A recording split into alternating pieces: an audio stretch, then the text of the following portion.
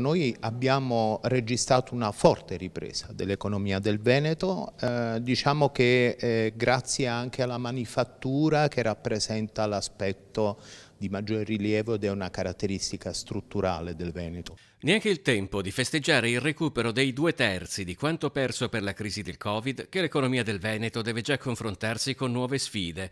La guerra in Ucraina, innanzitutto. Secondo il report annuale della Banca d'Italia, pesa relativamente poco in maniera diretta, visto che l'export verso quei paesi è solo del 2,5%, ma provoca comunque conseguenze anche pesanti. Tutti gli effetti indiretti che vanno ad agire sui prezzi delle materie prime, sui tempi di consegna delle materie prime e sui prezzi dell'energia che tanto ci serve essendo una regione manifatturiera. Il tema dell'energia è tra quelli cruciali. Ai maggiori costi per famiglie e aziende si aggiungono le nuove difficoltà alla produzione idroelettrica a causa della terribile siccità di questo periodo e non solo. Il problema della transizione energetica, gli impatti che assumono soprattutto sui costi delle imprese per realizzare questa conversione energetica, ma in questo momento le sfide molto importanti che determinano questi eventi, tipo la siccità che stiamo